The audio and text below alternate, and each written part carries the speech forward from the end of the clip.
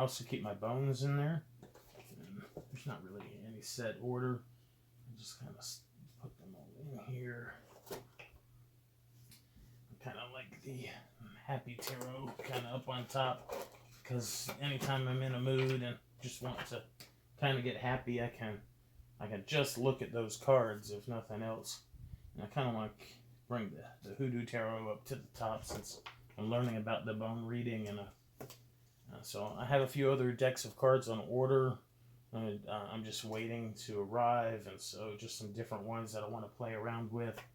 And right now I have 4, 5, 7 different decks and a bag of bones, so I'm really kind of keeping busy right now.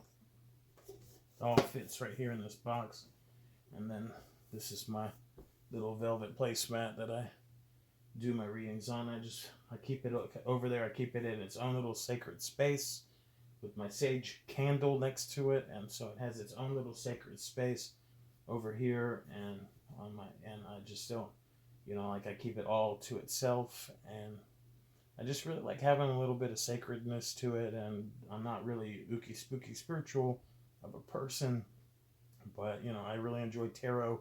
I've been in the church I was in the Christian church for over 22 years, maybe 23 years, and I really, through learning about personal prophecy and different things like that, I learned how to tune my intuition, and it was just really good with tarot when I found tarot. And I like having the cards kind of to help kind of guide me. We kind of guide each other to an encouraging word for other people. And so, because a lot of times people will, without things like cards or bones, people will try to inflict their own will on someone else's will, just based on their own imagination or their own feelings for somebody or their own biases. And the cards and the bones, they kind of help direct or redirect that. We're still using our will and our intention and our intuition to give them a reading, but it's based on the tool of tarot or bones. And so it keeps a little bit less of us into the mix. And so it's a little more reliable than just me giving you a word that I feel like the God or the gods or the spirits or the ancestors or whoever it is, I just feel like the universe is trying to give you a message, and here it is out of my head. It's still a use of my intuition, but how do you know I'm not just making something up to try to manipulate you?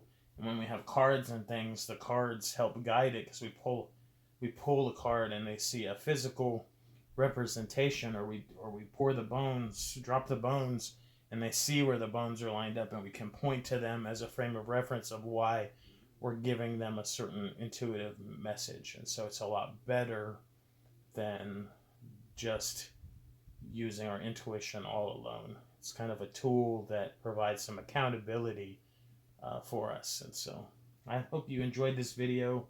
It's longer than any of my other videos. I don't know how long I've gone, but I just kind of wanted to go through like my little setup and some of my philosophy of tarot and bones, and kind of what I'm up to. I'm Jeff. I'm with Magic Daddy Tarot, and I get the Magic Daddy off of my BDSM relationship, where I am a daddy dom. And so that's just part of incorporating just part of who I am as a person, kind of that pastoral shepherding role that I went to school, Bible college for, and got a theology and kind of practical pastoring, and I was kind of like a children's pastor, children's teacher for a number of years, and taught children of every grade level, and really had to break down really complicated subjects, theological subjects, into like bite-sized pieces to where kids could understand them, but without watering them down or changing them to strip and make them meaningless. But I also used like words of affirmation and things like that, and I used intuition and prophetic type ministry in that role to and that all kind of falls into what Magic Daddy Tarot is today. And so, well, it's somewhat, it's just, it's influenced heavily by my Christian background, and then it's somewhat spiritual, maybe a little pagan now. I don't know. Don't really know what it is, but it's just kind of a mixture. Kind of lends itself to conjure and hoodoo, which I kind of like.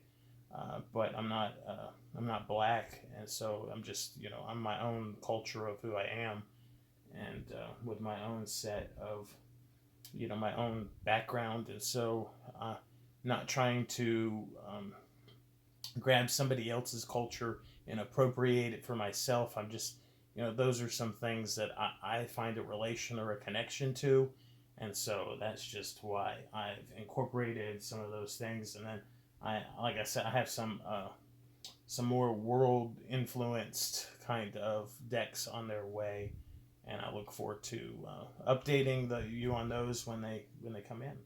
All right, I appreciate it. Thank you for watching.